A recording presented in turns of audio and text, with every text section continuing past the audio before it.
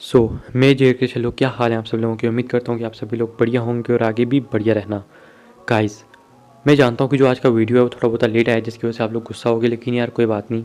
आपको आगे से मैं थोड़ा बहुत जल्दी ला के वीडियो देने की कोशिश करूँगा। लेकिन आप में से कुछ लोग बोल रहे थे कि ब्रदर यार 20 मिनट का वीडियो ला रहे हो, तो इससे अच्छा कि थोड़ी बहुत जो क्वांटिटी है 1 से 2 वीडियो लाया करो। अगर लाते हो दूसरी, तो कम से कम 10 या 15 मिनट की दूसरी वीडियो भी ले आया करो। तो गैस, अभी मेरा दरअसल अभी भी जो 10th की क्लासेज़ हैं वो मेरी लगना अभी स्टार्ट हुई, तो जिसकी वजह से मेरे को स्कूल के थोड़े बहुत काम थे, वो इनमें मैं बिज़ी था। तो आपको बस 1-2 हफ्ते के बाद मतलब कि मैं जो 2 वीडियो हैं वो ला के देने की कोशिश किया करूँगा। डेली तो 2 वीडियो नहीं आ पाएंगे, लेकिन हाँ, मैं पूरी पूरी कोशिश किया करूँगा कि आपको डेली 2 वीडियोज़ ला के दिया करूँ। और गाइस, ये नोवेल बहुत ज़्यादा इंटरेस्टिंग होने वाली है। आप में से बहुत सारे लोग कहते हैं कि क्या इसमें क्वीन मेडुसा मर जाएगी। नहीं यार, नहीं मरने वाली वो। और बहुत सारे लोग पूछ रहे थे कि क्या यार यहाँ पे मतलब कि क्या क्या होने वाला है। तो गाइस देखो, मैं बता दूँ कि ये जो नोवेल होने वाली है बहुत ज़्यादा इंटरेस्टिंग होने वाली है। तुम कह सकते हो कि जिन लोगों ने जो पहली नोवेल जो हमने एक्सप्लेन की थी, battle through the heaven flame and ember, वो उससे लगभग सिमिलर तो नहीं है, मतलब कि थोड़ी बहुत ही सिमिलैरिटीज़ हैं इनमें, लेकिन देखा जाए तो जो इनमें कुछ चीज़ें जो हैं वो डिफरेंस है इनमें। मतलब कि तुम कह सकते हो स्टोरी लाइन वो थोड़ी बहुत ही डिफरेंट है। और यहाँ पे और भी मतलब कि बहुत सारी सिमिलर चीज़ें होती हैं, लेकिन यार सच में इस स्टोरी को देखने का बहुत ज़्यादा मज़ा आएगा। लेकिन इसके लिए आपको पहले कम से कम 2 से 3 एपिसोड देखने होंगे, तब जाके आपका जो इंटरेस्ट है इसमें बैठना स्टार्ट होगा। और अगर आपको याद हो तो जो battle through the heaven flame and ember थी, उसके जब हम लोगों ने 4 से 5 एपिसोड एक्सप्लेन किए थे, तब जाके जो स्टोरी थी वो इंटरेस्टिंग होना स्टार्ट हुई थी, और आगे और ज़्यादा इंटरेस्टिंग जो थी ये स्टोरी होती जा रही थी। तो तुम लोग समझ सकते हो इस चीज़ को, तो इसलिए तुम्हें सोचने का ज़रूरत नहीं है ज़्यादा है। और फिर चलो यार, बिना किसी देरी के जो आज का ये एपिसोड है इसको भी स्टार्ट करते हैं, देखते हैं जो आज का एपिसोड है इसके अंदर भी क्या क्या होने वाला है। एपिसोड की स्टार्टिंग होती है, और एपिसोड की स्टार्टिंग में हमें दिखाया जाता है जो यान को, जो यहाँ पे लिटिल ई से पूछता है, लिटिल ई मुझे बताओ कि आखिरकार जो सोल डिवरिंग फ्लेम है वो कहाँ पे है। तो हमें दिखाया जाता है कि जो लिटिल ई होता है वो दूसरी तरफ देखने लगता है, और इससे हम समझ सकते हैं कि जो लिटिल ई है शायद उसने कोई कांड किया, और जो जियान होता है वो भी समझ जाता है, और जियान उसे कहता है कि तुमने उसे एब्जॉर्ब तो नहीं कर लिया। तो ये देख के जो लिटिल ई होता है इसका कोई भी आंसर नहीं देता, और हमें दिखाया जाता है जो जियान होता है वो भी समझ जाता है इस चीज़ को, और वो भी उससे कुछ भी नहीं पूछता। और हमें यहाँ पे ये नहीं बताया गया कि उसने इसे स्वेलो किया या नहीं, लेकिन हाँ, हमें ज़्यादातर हिंट यही दी जा रही है कि जो लिटिल ई है उसने जो सेकंड होली फ्लेम था, जो कि तुम कह सकते हो कि द्वीकी कॉन्टिनेंट के ऊपर सबसे पावरफुल होली फ्लेम था, लिटिल ई ने उसको पूरी तरह से शायद से एब्जॉर्ब कर लिया, जिसकी वजह से जो लिटिल ई है वो इस तरह से जॉन को मतलब कि तुम कह सकते हो मुड़ मुड़ के देख रहा था। तो हमें यहाँ पे दिखाया जाता है कि जो जॉन होता है वो कहता है अच्छा कोई बात नहीं, रहने दो। और हमें दिखाया जाता है कि जब लिटिल ई और साथ में जॉन एक दूसरे से जब बात कर ही रहे थे, जहाँ से जो जॉन होता है उसकी जो होली फ्लेम होती है, और साथ में यहाँ पे जो लिटिल ई होता है उसके अंदर की जो होली फ्लेम होती है एकदम मतलब कि तुम कह सकते हो एकदम हिलना स्टार्ट कर देती है, उनमें फ्लक्चुएशन बहुत ज़्यादा फास्टली होने लगती है। देख के जो जॉन होता है और साथ में लिटिल ई, वो दोनों बिल्कुल शौक रह जाते हैं कि भाई आखिरकार हमारी जो होली फ्लेम्स है वो इस तरह से काम क्यों रही हैं। और यहाँ पे सॉरी गाइस, हेवनली फ्लेम, हमारी हेवनली फ्लेम्स इस तरह से काम क्यों रही हैं। और हमें दिखाया जाता है कि तभी जॉन कहता है कि लगता है कि ये जो कह सकते हो कि जो हमें चीज़ इन्वाइट कर रही है, ये लगता है हमसे कुछ मतलब कि हज़ारों किलोमीटर दूर है। लगता है हमें वहाँ पर जाके चेक करना होगा कि कौन सी चीज़ है जो कि हमें अपनी तरफ इस तरह से अट्रैक्ट कर रही है। तो ये देख के हमें दिखाया जाता है, लिटिल कहता है कि हाँ चलो बड़े भाई चलते हैं वहाँ पर। और जो लिटिल है वो जॉन को बड़ा भाई कहता है। तो यहाँ पे हमें दिखाया जाता है कि जो जॉन होता है वो कहता है चलो ठीक है चलते हैं, और जैसे वो आगे बढ़ने वाला है अचानक से जो जियान होता है वो वहीं पे रुक जाता है। ये देखिए लिटिल ई होता है, वो उससे पूछता है कि ब्रदर क्या हुआ। तभी जियान कहता है कि लिटिल ई तुम यहाँ पे रुको, दरअसल मुझे यहाँ पे मेरे को लगता है कि मेरे अंदर बहुत ज़्यादा जो डाउडी एसेंस है वो भर चुका है, जिसकी वजह से मुझे ब्रेक थ्रू करना पड़ेगा। तो ये सुनकर लिटिल ई खुश होता है, कहता है कि चलो हम उस चीज़ को बाद में ढूंढ लेंगे, लेकिन जो तुम्हारा ब्रेक थ्रू है ये बहुत ज़्यादा इंपॉर्टेंट है। और वो कहता है कि मैं आपके आसपास लगभग 100 मीटर में एक बैरियर को क्रिएट कर देता हूँ, ताकि आप तक कोई भी आके कोई बीस्ट वीस्ट आपके ऊपर अटैक ना करे। वैसे मैंने यहाँ पे जितने बीस्ट थे वो भगा दिए। तो ये देख के जो जान होता है उसको शुक्रिया अदा करता है उसकी मदद करने के लिए। और ये बोलने के बाद हमें दिखाया जाता है कि जो जान होता है वो वहाँ पे क्रॉस लाइक करके बैठ जाता है।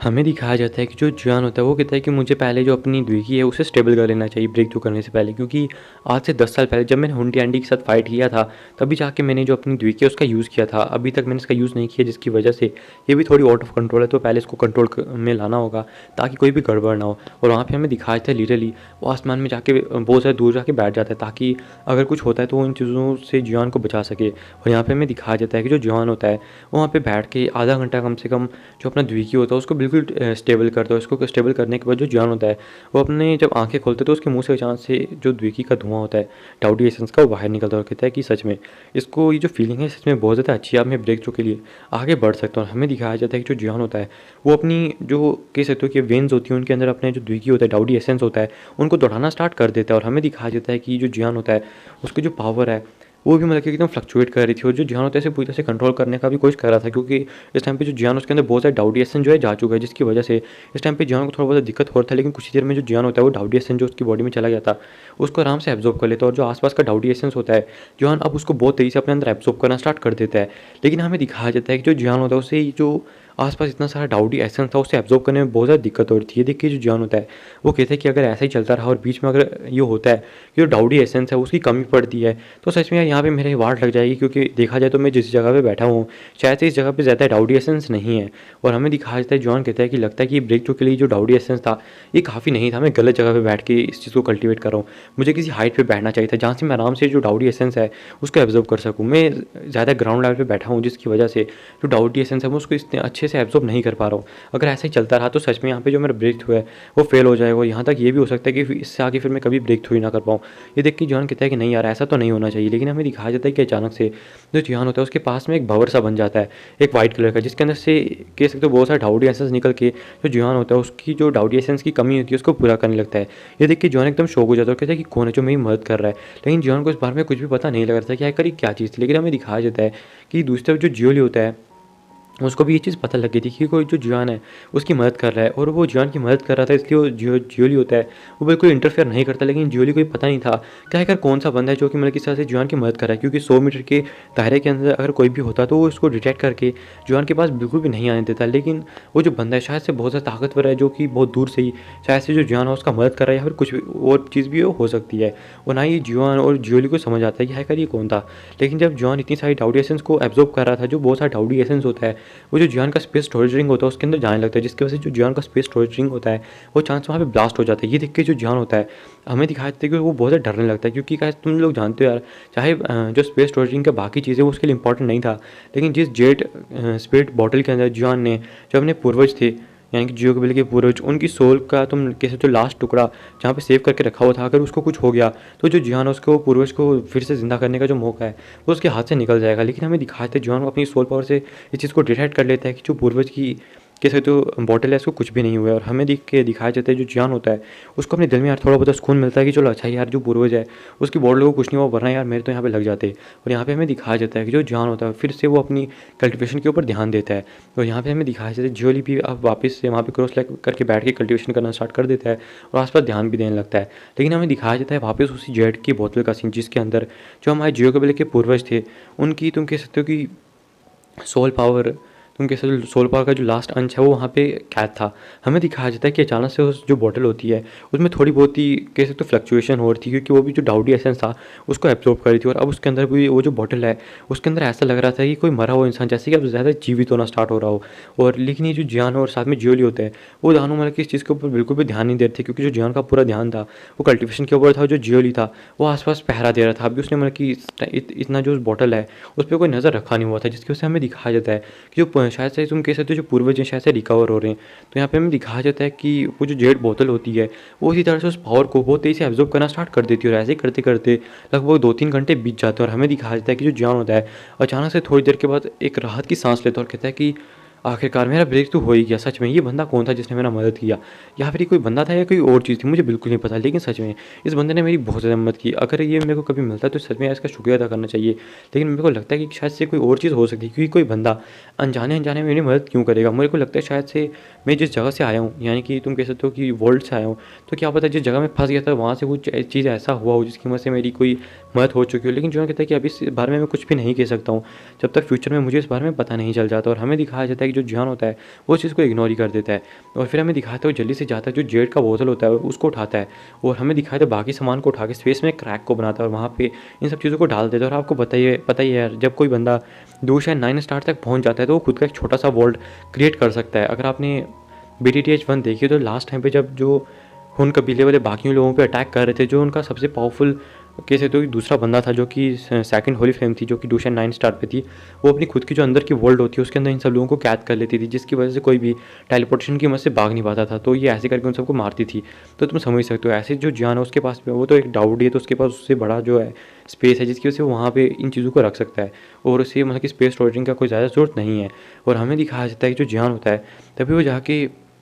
जो लिटिल ई होता है उसके पास जाता है, उससे कहता है कि मेरा ब्रेक थ्रू सक्सेसफुली हो चुकी है और सच में इस बार मुझे बहुत से बहुत भी अपने अंदर महसूस हो रही है। अगर इस बार मेरा फिर से जो हुन टांडी है उसके साथ अगर फाइट हो तो मैं उसको 100 अटैक्स के अंदर हरा सकता हूँ, लेकिन जॉन हुन टांडी को बहुत पहले मार दिया हुआ है यार। और यहाँ पे हमें दिखा देता है, ये देख के जो जियो लियो तो कहते हैं चलो अच्छा ही है, ये नई वर्ल्ड है और इसके बारे में हमको ज़्यादा जानते नहीं, और यहाँ पे आपका ब्रेक थ्रू होना ये सच में हमारे लिए एक प्लस पॉइंट है। चलो अब हमें उसी तरफ चलना चाहिए जहाँ पे आपको थोड़ा बहुत अट्रैक्शन जो था वो फील हुआ था। तो देख के जो जवान होता है वो कहते हैं कि हाँ चलो हम उसी तरफ चलते हैं, और यहाँ पे हमें दिखाया जाता है कि जो दानव होते हैं ये उसी तरफ बढ़ जाते हैं जहाँ पे जो जवान है उसको वो चीज़ महसूस हुआ था। हमें दिखाया जाता है कि ये जो लोग होते हैं लगभग ऐसी मतलब कि बहुत तेज़ी से जो आगे की तरफ उड़ रहे थे, और फिर से हमें यहाँ पे गाइस जो सीन होता है वो चेंज करा के एक जगह का सीन दिखाया जाता है जहाँ पे हमें दिखाया था एक रूम के अंदर एक रेड कलर का आप कह सकते हो एक क्रिस्टल पड़ा हुआ था, जैसे ब्लड स्पिरिट क्रिस्टल कहा जाता है। हमें दिखाया जाता है कि इसके सामने एक बंदा बैठा हुआ था, और जब वो इस चीज़ को देखता है तो वो जहाँ से वो हैरान होता है क्योंकि वो जो क्रिस्टल वो बहुत तेज़ी से चमक रहा था। ये देखिए वो कहता है क्या क्या गॉड ने हमारे जियो को बिल्कुल ब्लेस किया है, क्या गॉड ने हमारे जियो को बिल्कुल ब्लेस किया कि एक डिवाइन ब्लड लाइन वाला बंदा क्या इस कॉन्टिनेंट के ऊपर आ चुका है, क्या सच में हमारा जियो कबीला इस बार फिर से ब्लास्ट हो चुका है, क्या वो इस बार फिर से मतलब कि वापस अपनी शान और शौकत के साथ खड़ा होने वाला है। और यहाँ पे मैं दिखाता हूँ, कहता है मुझे जल्दी जाके सब बाकी सबको बताना होगा, और ये बोलने के बाद वो जल्दी वहाँ से निकल जाते हैं। लेकिन जब वो वहाँ से निकलते हैं हमें दिखाया जाता है कि अचानक से वो जो क्रिस्टल है उसके अंदर 7 कलर की लाइटनिंग भी जो होती है वो चमकने लगती है, लेकिन वो जो एल्डर था वो पहले वहाँ से जा चुका था, जिसकी वजह से वो जो 7 कलर की लाइटनिंग है वो उसको नहीं देख पाता, वो बस डिवाइन ब्लड लाइन को ही देख पाता है। और यहाँ पे हमें दिखाया जाता है कि दूसरी तरफ फिर से हमें सीन चेंज करके बड़े से हॉल का सीन दिखाया जाता है जहाँ पे बहुत सारे लोग बैठे हुए थे, और यहाँ पे हमें दिखाया जाता है कि एक एल्डर होता है जो कि थर्ड एल्डर से पूछता है कि आखिर यार तुम इस तरह से मतलब कि हमेशा भाग क्यों जाते हो, तुम्हें पता है ना कि तुम्हें 3 साल तक जो ब्लड स्पिरिट क्रिस्टल है तुम्हें उसकी हिफाजत करनी थी, तो आखिर तुम वहाँ से भागे क्यों, तुमने सिर्फ 1 महीना उसकी प्रोटेक्शन की। और ये सेकंड एल्डर उससे पूछ रहे थे और तुमने बस उसका 1 महीना ही मतलब कि तुमने उसका प्रोटेक्शन किया और उसके बाद वहाँ से भाग गए। तो जो थर्ड एल्डर होता है वो सेकंड एल्डर से कहता है कि मैं ये चीज़ें बिल्कुल भी नहीं करना चाहता, ये चीज़ें मेरे को बिल्कुल भी अच्छी नहीं लगती, मैं ऐसी चीज़ें जो है नहीं करना चाहता। जो बाकी एल्डर होते हैं वो भी चीज़ से शौक थे कि जो थर्ड एल्डर है वो क्या कह रहा है, और हमें यहाँ पे बताया जाता है कि जो थर्ड एल्डर है और ये जियो कबीला है गाइस, और ये जियो कबीला का थर्ड एल्डर है ये थोड़ा बहुत मतलब कि तुम कह सकते हो लापरवाह टाइप का इंसान है, जिसकी वजह से इसे दंड मतलब कि नहीं मिलता क्योंकि थर्ड एल्डर है। लेकिन इस पर इसने हद ही पार कर दी है, जिसकी वजह से जो बाकी लोग थे वो इस पर बहुत ज़्यादा गुस्सा थे। तभी हमें दिखाया जाता है कि जब इस पर लोग गुस्सा हो रहे थे अचानक से वहाँ पे एक बहुत ज़्यादा पावरफुल जो ऑरा है वो वहाँ पे रिलीज़ होता है, जिसको देख के जितने भी लोग होते हैं वो सारे चुप हो जाते हैं कि यहाँ पे जो फर्स्ट एल्डर है वो यहाँ पे आ चुका है। हमें दिखाया जाता है कि जो फर्स्ट एल्डर होता है वो जल्दी से वहाँ पे आने के बाद अपनी चेयर पर जाकर बैठ जाता है और कहता है कि थर्ड एल्डर तुम हमेशा से मतलब किस तरह से मेहमानी करते रहो, लेकिन इस बार तुम्हें पक्का जो हमसे पनिशमेंट है वो मिलेगी। और यहाँ पे हमें दिखाया जाता है ये बोलने के बाद तभी वो कहते हैं कि अभी चलो इन चीज़ों को छोड़ो, पनिशमेंट की जो चीज़ें हों वो बाद में देख लेंगे, पहले मैं तुम लोगों को एक खुशखबरी की बात सुनाता हूँ। इसमें जितने भी लोग होते हैं वो सारे उनको बातों को ध्यान से सुनने लगते हैं। तभी हमें दिखाया था वो बोलते हैं कि जो ब्लड स्पिरिट क्रिस्टल है वो अचानक से चमका था और उसके अंदर एक ब्लड डिवाइन लेवल की जो ब्लड लाइन है वो वहाँ पे रिलीज़ हुई है। तो ये सुन के जितने भी लोग होते हैं वो सब शौक रह जाते हैं और उनके चेहरे मतलब एकदम गंभीर हो जाते हैं, उनके चेहरों पे खुशी भी आ जाती है क्योंकि ये चाहे छोटे मोटे अल्फाज थे लेकिन ये उनके लिए मतलब कि बहुत ज़्यादा कीमती चीज़ थी। और यहाँ पे हमें दिखाया जाता है कि वो जो लोग होते हैं वो बहुत से खुशियाँ पूछते हैं कि क्या वो बंदा यहाँ पे आकर जिसका हम इतने सालों से इंतज़ार कर रहे थे, कि जिसका हम चाहते थे कि वो बंदा यहाँ पे आए और हमारी मदद करे, क्या हमारे कॉन्टिनेंट के ऊपर वो बंदा हमारे जियो कबीले की फैमिली का वो बंदा क्या वो आ चुका है। और वो बंदा मतलब कि मीन्स कि जियो कबीले की फैमिली से कोई बंदा आ चुका है जो कि शायद से इनका कह सकते हो कि जो चीज़ें शायद से ब्लड लाइन से रिलेटेड हो सकता है। शायद से तुम कह सकते हो कि यार देखो जो जियो कबीला की ब्लड लाइन है टाउडी ब्लड लाइन है वो पूरी तरह से ख़त्म हो गई थी, और शायद से जो मेन जियो कबीला है ऊपर वाला इसके ऊपर भी थोड़ा बहुत उसका तो असर पड़ा ही होगा। तो शायद से जो जियोयान है शायद से इससे कोई रिलेटेड चीज़ हो सकती है। तो आगे चल के यार ये जो चीज़ें पता लग जाएंगी क्योंकि अभी का जो जियो कबीला है जो कि ड्यूकी कॉन्टिनेंट के ऊपर रह रहा है उसके पास जो उसकी डाउडी ब्लड लाइन है वो तो वापस आ चुकी है, पहले जैसे उसकी जा चुकी थी। तो यहाँ पे हमें दिखाया जाता है कि ये जो लोग होते हैं ये कहते हैं कि अब हमें तैयारी करनी चाहिए जियान को ढूंढने, मतलब कि जियान नहीं कहते मतलब कि वो जो बंदा है उसको ढूंढने की, ताकि वो किसी और के हाथ ना लगे। अगर वो किसी और के हाथ लग जाता है जैसे कि सोल टेम्पल या फिर इन बाकी कबीलों के, तो हमारे लिए सच में एक बहुत बड़ी दिक्कत होने वाली है। इसलिए तुम चुपके से तुम लोग जितने भी हो सब इन चीज़ों के ऊपर ध्यान रखो और मिलता है तो जल्दी से उसे इन्फॉर्म करो और उस बंदे को यहाँ पर लेके आओ। हम किसी और के हाथ तेज नहीं चढ़ने दे सकते, वरना इतने साल जो हमने वेट किया इतनी बड़ी अपॉर्चुनिटी वो हमारे हाथ से निकल जाएगी। तो देख के जितने भी बंदे होते हैं वो सब कहते हैं कि हाँ आप बिल्कुल ठीक कह रहे हो। और फिर से हमें जो सीन होता है वो चेंज करके दिखाया जाता है जॉन का सीन जो कि आसमान में उड़ रहा था। लगभग 2 घंटे ऐसे बीत चुके थे यार, और यहाँ पे जॉन देखता है कि उसकी जो स्पीड है वो बहुत ज़्यादा स्लो थी। देख के जो जॉन होता है वो समझ नहीं आता, वो कहता है कि यहाँ का जो स्पेस है यार ये बहुत ज़्यादा अजीब है, मैं इसके बारे में कुछ भी नहीं कह सकता हूँ। लेकिन अचानक से जो जॉन है वो अचानक से बिल्कुल एकदम मतलब कि हैरान हो जाता है। ये देख के जो जूली होता है बिल्कुल शौक हो जाता है क्योंकि लगभग जो जॉन होता है वो उसके मतलब कि इमोशंस और उसकी जो चीज़ें थोड़ी बहुत समझ सकता था। हालांकि जो जॉन है उसने एक दूसरे की सोच को अलग कर दिया, लेकिन फिर भी जो जियोली है सॉरी जियोली कह रहा हूँ, यानी कि लिटिल ही है, वो एक दूसरे की मतलब कि जो कह सकते सोच है उसको महसूस कर सकते हैं, यानी कि एक दूसरे के जो दिल है उनके अंदर भी क्या हो रहा है, वो क्या कर रहे हैं, कैसी फ्लक्चुएशन हो रही है, फिर वो बंदा भी क्या सोच रहा है, वो लगभग एक दूसरे की सोच का अंदाज़ा लगा सकते हैं। जिसकी वजह से जियोली कहता है क्या क्या बड़े भाई क्या हुआ, क्या यहाँ पे मतलब कि सच में कोई इतना पावरफुल इंसान है जो कि लगभग आपके जितना है। तो जियोन कहता है कि हाँ, मेरे सामने मैं 2 बंदों को डिटेक्ट कर पा रहा हूँ जो कि लगभग मेरे जितने ताकतवर हैं। ये सुन के जो जियोली होता है वो भी थोड़ा शौक होता है कि भाई जियोन है, उस जितने पावरफुल बंदे। तो जियोली कहता है कि लगता है इस वर्ल्ड के अंदर बहुत से पावरफुल लोग हैं जो कि शायद से आप जितने पावरफुल हैं या फिर आपसे भी ज़्यादा पावरफुल हैं। तो ये देख के जो जियोन होता है वो कहता है कि चलो अच्छा ही है, मैं इतने टाइम से मतलब कि हुंडी आंडी से फाइट किया था और मुझे अपनी प्रैक्टिस करने के लिए कोई नहीं मिला, चलो अच्छा ये जो लोग हैं मेरे को मिल के अपनी प्रैक्टिस के लिए, और हमें इनकी मदद से जो बाकी चीज़ें यहाँ की उनके बारे में पता लग जाएगा। तो देखिए जो जियोली होता है कहता है कि हाँ बड़े भाई आप एकदम ठीक कह रहे हो। और फिर हमें दिखाया जाता है जो जियोन होता है तो वो बाथरूम में जाके छुप जाता है, और सोल पावर की मदद से उसने अपनी सांसें जो होती है वो छुपा के रखी हुई थी ताकि वो जो 2 बंदे हैं उन्हें डिटेक्ट ना कर पाएँ। और वहाँ पे हमें दिखाया जाता है एक पहाड़ी के आसपास, और हमें दिखाया था उस पहाड़ी के ऊपर एक बैरियर बना होता है जिसके सामने 2 बंदे खड़े थे। और हमें दिखाया जाता है कि इनमें एक बंदों ने पूरी तरह से ग्रीन कपड़े पहन रखे थे जिसका नाम युआन किंग है, और जो दूसरा बंदा था हमें दिखाया जाता है कि उसके एकदम काले कपड़े पहन उसने रखे हुए थे, और साथ ही साथ में हमें दिखाया जाता है कि उसके अंदर से बहुत ज़्यादा भयानक सा ऑरा जो था वो निकल रहा था, जैसे कि तुम कहते हुन कबीले के लोगों से निकलता है या होल ऑफ सोलवरों से। तो जब जॉन उसको देखता है तो बिल्कुल शौक रह जाता है और कहता है कि क्या हुन कबीला आएगा, हुन कबीले के लोग यहाँ पे क्या कर रहे हैं। तो यहाँ पे हमें दिखाया जाता है कि जो जॉन होता है वो कहता है कि लगता है कि शायद से जो नीचे के 8 कबीले थे शायद से वो कबीले यहाँ पे भी एग्जिस्ट करते हैं, लेकिन ये जो हुन कबीला है ये सच में बहुत ज़्यादा घृणित और ये बहुत ज़्यादा अजीब चालें चलता है, तो मुझे इनसे सतर्क रहना होगा। और हमें दिखाया था जॉन कहता है कि अभी मुझे देखना चाहिए कि जो लोग हैं कहीं क्या बातें कर रहे हो, या फिर ये जो लोग हैं किस चीज़ के ऊपर डिस्कस कर रहे हैं। और यहाँ पे हमें दिखाया जाता है कि जब जॉन इस चीज़ के ऊपर बात कर रहा था तभी हमें दिखाया जाता है कि नीचे वो जो युआन किंग होते हैं वो तभी उस कह सकते हो कि उस बंदे से पूछे जो कि हुन कबीले का लग रहा था, और कहते असल में जो बंदा है ये गोस्ट टेम्पल से है जो हुन कबीले जैसा लगता है, और लगभग हुन कबीले तुम उसे समझ सकते हो या फिर होल ऑफ सोल समझ सकते हो यहाँ का। तो यहाँ पे हमें दिखाया जाता है कि तभी उसे कहता है old ghost flame, old demon flame ghost, और इस बंदे का नाम ओल्ड डेमन फ्लेम गोस्ट है जो कि काले कपड़ों में है। उससे कहता है कि तुम आकर क्या तुम सच में मतलब कि इस टाइम पे यहाँ पे मुझसे फाइट करना चाहते हो, क्या तुम्हें लगता है कि मतलब कि तुम इस टाइम पे मतलब कि अपनी ज़्यादा दादागिरी दिखा सकते हो मेरे को। तो देखिए हमें दिखाया जाता है कि जो ओल्ड डेमन फ्लेमन गोस्ट होता है और उसको ओल्ड डेमन ही कहा जाता है, मैं सिर्फ ओल्ड डेमन ही कहूँगा। ये ओल्ड डेमन होता है, ये कहता है कि